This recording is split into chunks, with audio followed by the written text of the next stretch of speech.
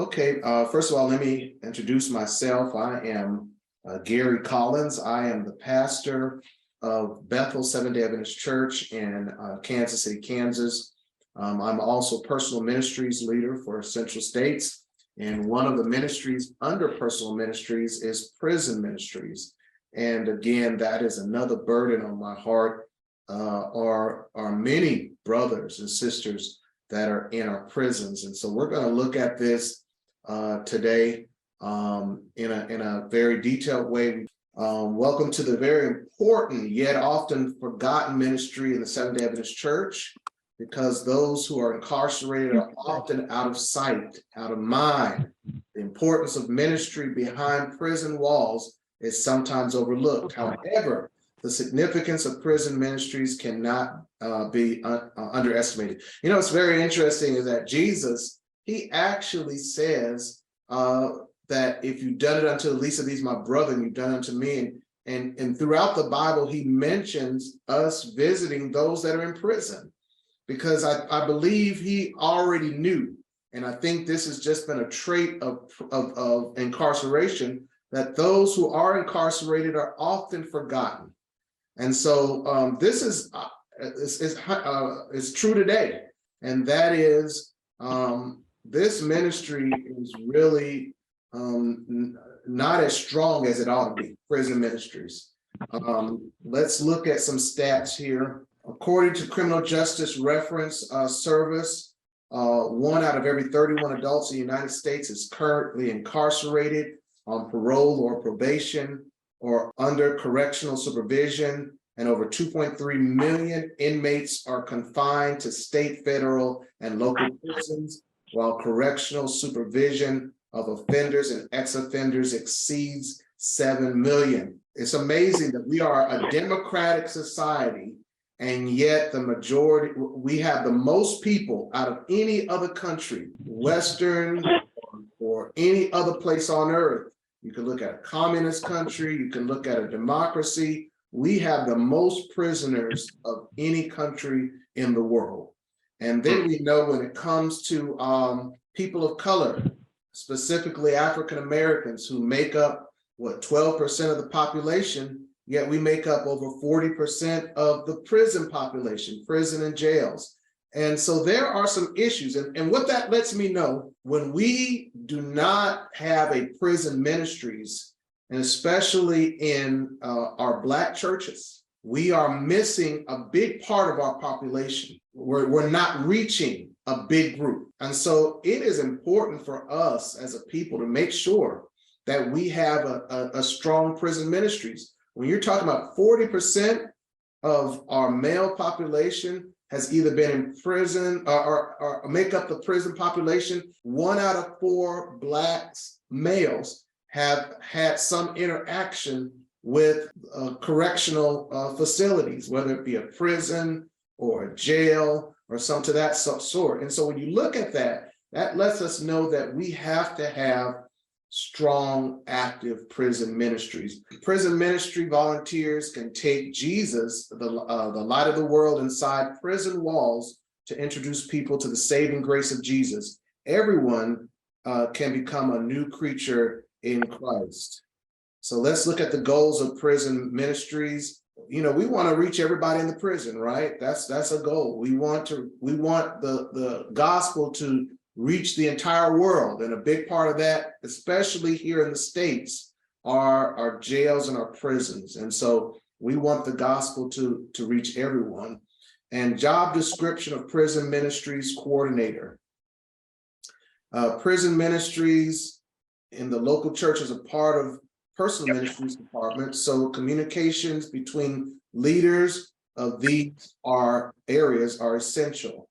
And so again, you got to work with your personal ministries leader as well. You need to meet on that. So when personal ministries is having a meeting, prison ministries needs to be there.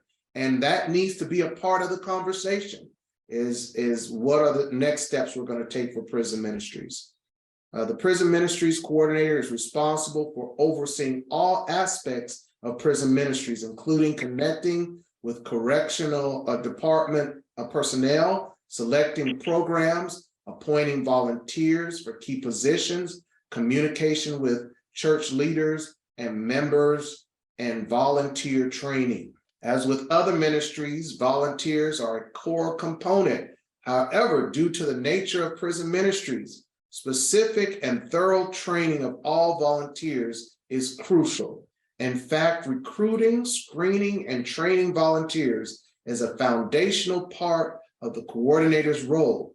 He or she also conducts annual program evaluations and finds ways to thank volunteers for their contributions. Now, listen, I know that one of the issues that we have in regards to training and screening and recruiting is what are the steps that we need to take to make that happen. And that's where we need to tap in to our resources in our church, the NAD, bringing people in. There are people in your communities that are involved in prison ministries, asking around, even going down to your jail and asking, listen, who is someone that I could talk to about setting up the system to where we can put together a screening program and a training program for volunteers, because we want to minister in our jails or in our prisons. And so I think that's a very important component. And then there are people in our conference as well that are very experienced, even in your cities, and I've talked with them, that are very experienced in getting into the prisons and into the jails. And so we want to tap into those resources as well. Responsibility of Prison Ministries Coordinator. The outreach of prison ministries has several basic objectives. The spiritual objectives can be summarized as presenting the gospel of Jesus Christ, sharing the love of God, expressing the meaning of faith, showing the power of prayer. And some of the social objectives include providing a link between the community and persons confined in correctional institutions, and preparing a person for re-entry into society, physically, mentally, morally, and spiritually. And when you read that last statement, it lets you know that prison ministries is not just something that happens in the prison. There are a lot of other ministries that we can get our churches involved in, even outside of the prison that we're trying to affect. And we're going to talk about that as well. Serving the families of persons who are confined, helping a person to both accept and grant forgiveness, helping a person to understand the meaning of being loved and loving others. It is essential that a coordinator arrange for compatible people to work together, especially in cities where there are several churches. The coordinator meets with the superintendent of the correctional facility and prisons chaplain during the planning stage. And I want to stop right there, because that lets me know that we don't have to, if we have several churches in a city, and I know that some of you all are the only church, and so you have to bear that burden. But if you have several churches in an area, these churches need to band together as one church, and we need to coordinate and work together to effectuate salvation in the prisons. And if you do that, if you're in a city like St. Louis or in Denver or Kansas City, Minneapolis, St. Paul, you're in a big city and you have a couple of churches or several churches in your area, we need to find ways of pulling the churches together. Let's continue on. In some cases, the coordinator will also work with the prison's program director. The coordinator is the liaison between the church, prison administration, and local conference prison ministries director. Okay, and that's important. So again, I want to reiterate, you can go down to the prison. You don't have to know how to do everything. Just start trying to do something. Start moving forward and watch God move. Building a team. All right, this is important. In order to accomplish your goals and prevent burnout, it is wise to organize a team of volunteers. In small churches, one individual may fill more than one of the following roles. A leader, one who works with the coordinator to implement the program. He or she is at the door or gate of the correctional facility to supervise the team while signing in. Along with the coordinator, the leader evaluates the team's progress and submits reports of the work to the local conference. So you need to have a leader. The leader is responsible for planning the weekly, bi-weekly, or monthly programs, making sure volunteers adhere to all regulations.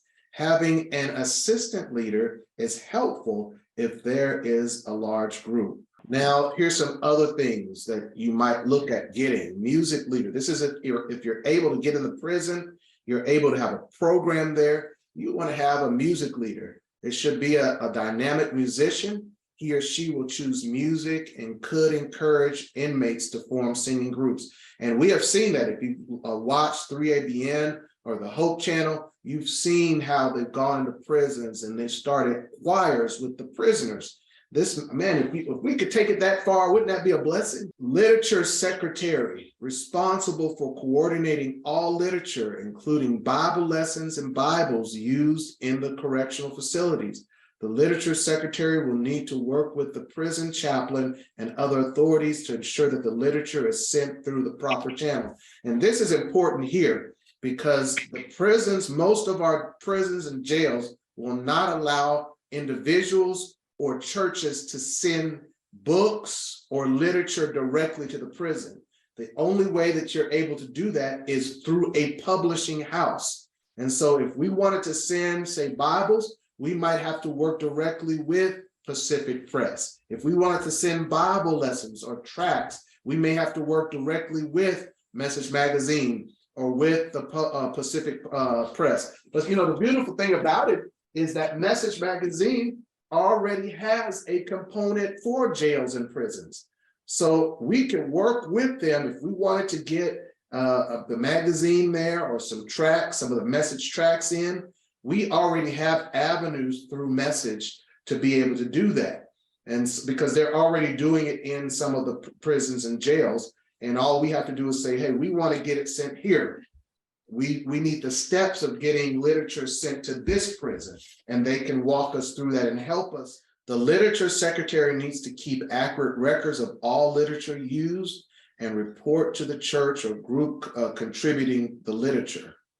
Recording secretary, records all aid extended to current and former inmates and their families. Copies of the records should be available to the correctional facilities program director. And so we got to keep good records. Health and welfare secretary works directly with the local church Adventist Community Service director to supply the needs of inmates and or their families. And I appreciate them saying that because again, we're not just talking about those that are incarcerated, they have families as well. And so there are ways that we can work with not only the inmate, but we can work with their families outside of the walls as well. Because usually when you have a family member that's incarcerated, it might be a father, that family suffers financially and in other ways. Well, the church can pick up the slack there. Volunteer coordinator gives volunteers a copy of the volunteer policy and acquaints them with the Department of Corrections policy for volunteers. It is important to specify boundaries for authority, volunteer responsibility, and accountability. And so again, that is someone who oversees to make sure we're in line. Bible instructors, and these are individuals that help to teach. They can even, during the week, if prison regulations permit, do midweek services or Bible studies. And so that's another position. And even if we could get lessons sent through a publishing house, we could get lessons into the prisons. Types of programs. After you have assembled your team, you need to meet and discuss what types of programs you can offer. Can your group plan and conduct meaningful worship services? What types of Bible studies can you give? What types of educational seminars? What about 12-step recovery programs? Do you have any volunteers licensed to provide counseling services? So here's your first meeting. You've got your team. If you are a single church in a city, you formulate a team within your church. And by the way, let me just stop right here to say that when I say churches in the city, I'm not just talking about regional conference churches. I'm talking about all churches. There may be, if you're in a small town and there is a state church, conference church, and a regional conference church, there's no reason why you cannot come together, join forces to reach the prisons. There's no reason why you couldn't do that. The more, the merrier. And when we pull together, we can make an impact, because see, when people look at us, they don't look at you as an individual church. There's more power when you can work with somebody else. There's a couple churches working together. And plus you are able to increase your resources as well. So you bring your team together and you find out what we can offer and what we would be most effective at offering. You need to pray about that. And you need to ask God, show us. Do you want us to do Bible studies? Do you want us to do educational seminars? Maybe there's some other type of program you want us to do. Somebody may be qualified in the group to do a 12-step recovery program, AA program. Or someone in your group might be a trained counselor that has a burden to go into the prisons. All these are ways to get in and to connect with people in the prisons so that we can make friends, so that we can build bonds of trust. And if we can do that through a 12-step program or a counseling program that may not even mention the name of God initially, at least we're building that friendship that can provide an avenue for us when the time comes to be able to present Christ. Can you offer some kind of vocational training or career development? Perhaps you want to develop pen pal friendships. I think I heard somebody mention something similar to that. Mentoring or services for children of inmates. And I heard someone mention that. Find out what other community groups are doing and what needs exist at the correctional facility. When you have completed this assessment, check out the Prison Ministry Handbook available from Advent Source. And I have that on the screen. If you have your phone with you, take a picture of that. This is a good handbook for you to have, Prison Ministry Handbook, and it's provided by Advent Source. You can Google Advent Source and look up Prison Ministry Handbook. I want to say one other thing before we go on. What I'm sharing with you today, you can put in your hands. If you will just get online on your computer and put in the search bar plusline.org, you'll see the Advent Source website open up. And then you can type in the search bar, Prison Ministries. It'll open up the Prison Ministries portal where you will see a quick start guide. Download that on your computer and you will have this information here. And so I want to encourage you to do that as prison ministries leaders, as individuals that are interested in prison ministries. This serves as an excellent guide to starting and running a solid prison ministries program. All right, let's continue on. Gaining entrance. The door of the churches are open to anyone interested in their functions and benefits. But we know that this is not true of prisons. There are a limited number of methods used in gaining acceptance by correctional institutions as a valid religious program, particularly if you do not represent a major religion. It is natural that some will have a higher representation of their adherents in jail.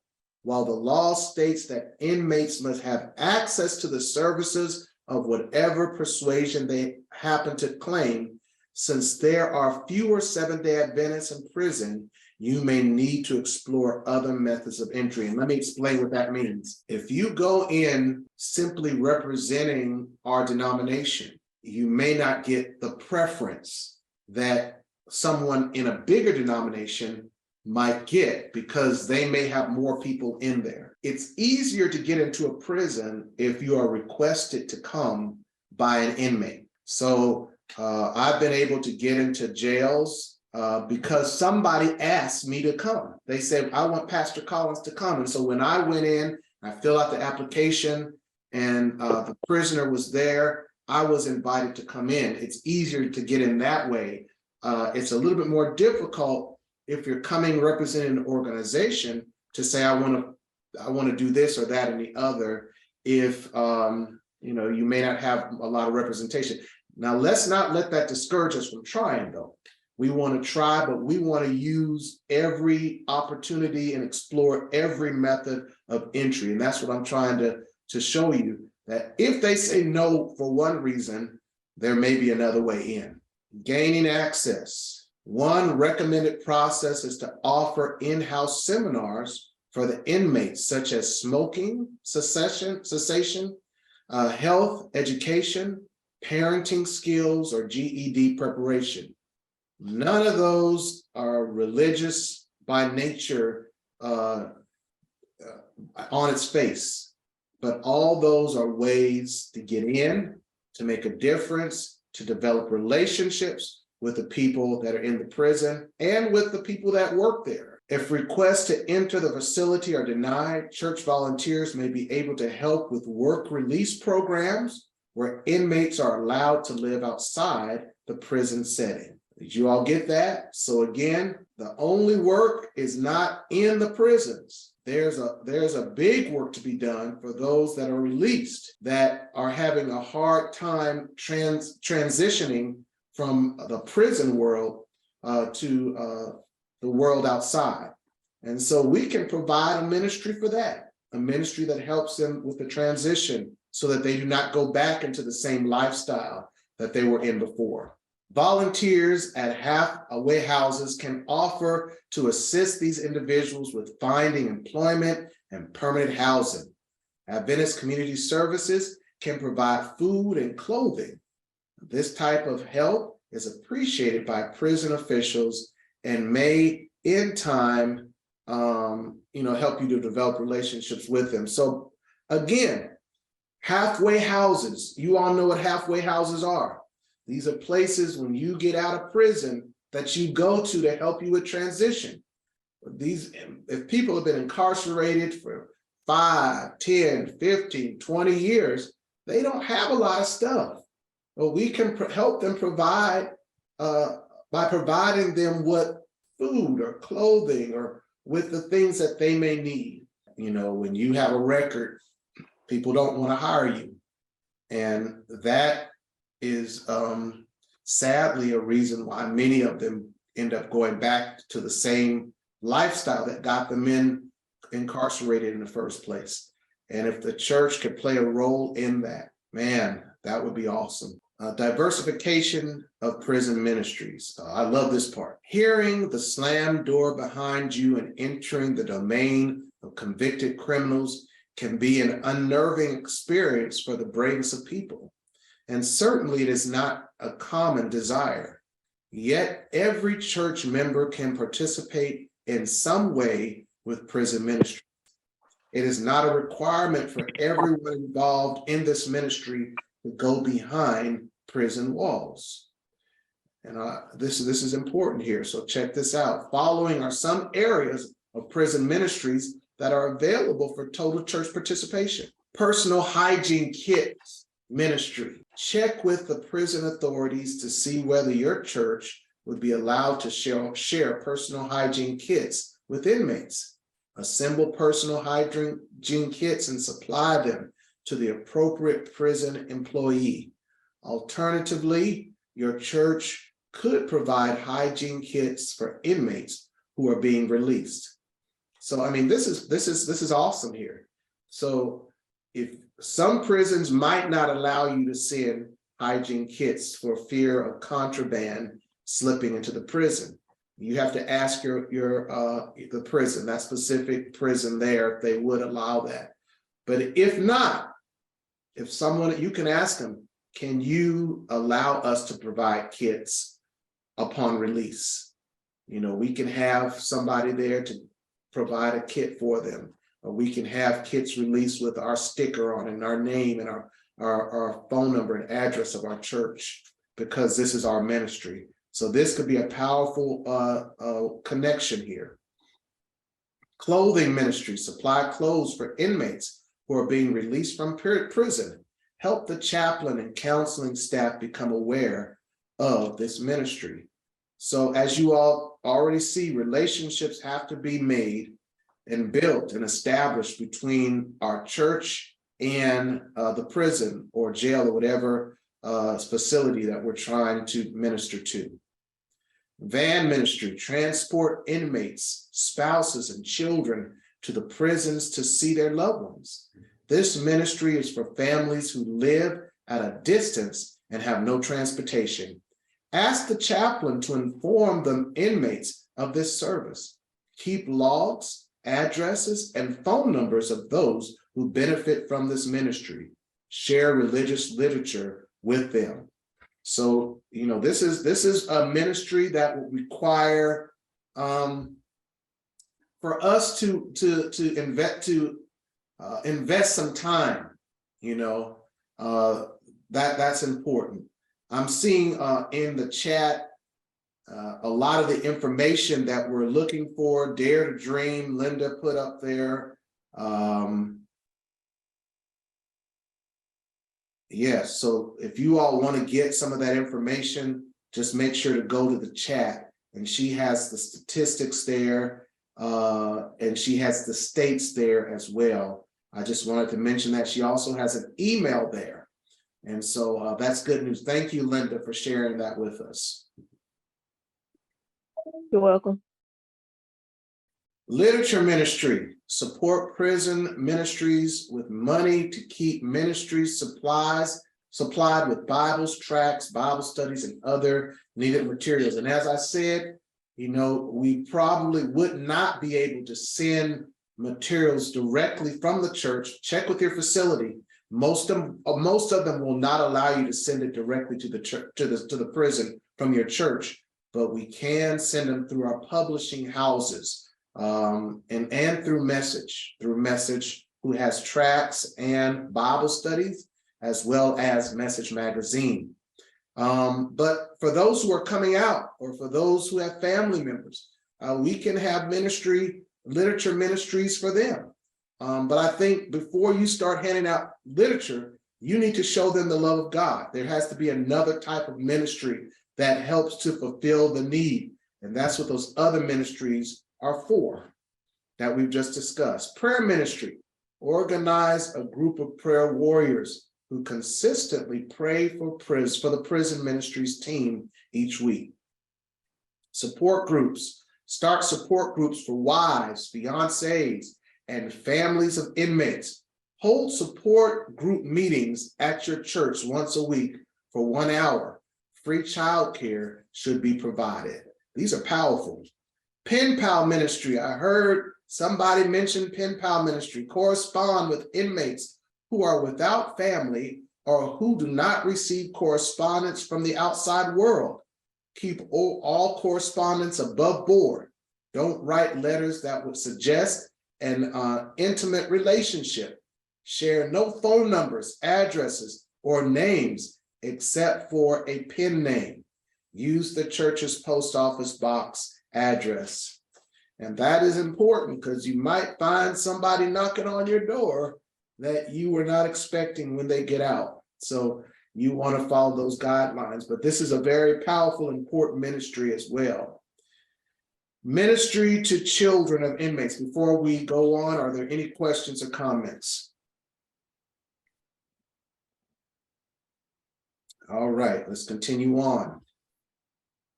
I heard, I think that was you, Linda Frazier, you mentioned Christmas behind bars. You mentioned Pastor Phipps program There's also the Angel Tree program that provides gifts to inmates' children during the holiday season. And that is something that I really want to push this year conference-wide. Summer camp, send children of inmates to summer camp and introduce them to Jesus. This is a way for us to partner with youth ministries and to just let them know that we're going to pay for it. We're going to sponsor you to our summer camp. You know, this is a way for them to get away from the pressures that they may be experiencing at home because of the family member that's not there. They're incarcerated. But it's also for us to a way for us to connect with that family. Tutorial services, tutor children of inmates after school to help them improve academically. Whitley Phipps has his program, and maybe we can find a way of tapping into his program and instituting it here in our conference as well. Working with inmate families. Incarceration imposes emotional, psychological, physical, and financial burdens upon the family. Often families do not know how to deal with the stress of having a loved one incarcerated. Each family needs a support system to help them to cope with the strain. Try to assess their needs and alleviate them through social service agencies or church ministries. Do not make personal contributions of money. This will protect you from manipulation and scams. For example, if money is needed to pay the electric bill, the church treasurer can write a check directly to the electric company. Adventist Community Services can provide food, but not cash. If possible, organize a family support group. Cover topics such as anger management skills, assertiveness, money management, job placement, and healthful living. Remember that some members of your congregation may have loved ones who are incarcerated. This can be a particularly isolating experience within the church. Make sure your church reaches out to these members and keeps them involved in the church's ministries and events. As how these members are doing and how your church can best provide support for them and their loved ones who is incarcerated. Okay, so this is important. All these are ministries that can be started outside of our church. I mean, outside of our prison system, with their families, with their children, and so forth. And then lastly, evaluating prison ministries. The following questions are to be helpful for evaluating prison ministries in your church. Go over this list at least once per year. Number one, is our team well-trained and reliably functioning? Number two, are we presenting the gospel of Jesus in appealing ways? Number three, are we positively relating to inmates? 4, are we working well with prison officials? 5, are we serving the needs of inmate families? 6, have we diversified our programs so all church members may participate? And number 7, are we preparing inmates for re-entry into society? So that's how you would evaluate. Those are questions for evaluation. Now, there are a couple of initiatives I want to share with you that I would like for us as a conference-wide to push. For second quarter, one is I want to put out a video to the entire conference, and I want to find out who in our conference has individuals, maybe family, maybe friends that are incarcerated that you would like the gospel to be given to. And so I want to be able to get the names and the phone numbers of those members so that we can have one-on-one conversations with them, and we can find out where their loved ones are, what facility they're in. Are they in our conference territory or not? We want to, if they are, we want to set up something where we can reach out to them. We want to assist them. We want to find ways. We have this study guide here. We want to find ways of working with them, working with the families, and keeping our minds open and our imaginations clear so that we can find ways through the power of the Holy Spirit, through prayer, on how we can reach those that are incarcerated right now and family members that are outside. That's something that I would at least like to start, collect those names, pull you guys together and see how and what ways we can reach out to those individuals. And then in fourth quarter, I would like for our conference together to engage in the Angel Tree program, to team up with them to get gifts for family members, children of family that are incarcerated. Those are two initiatives that I would like to see us collectively do. Now, that doesn't mean, I'm not saying that that's the only things that you should do. As you are looking at putting together your prison ministries, yes, this will be conference-wide. As you're looking at putting together your ministry, you might see some specific things that you want to do, and that is fine.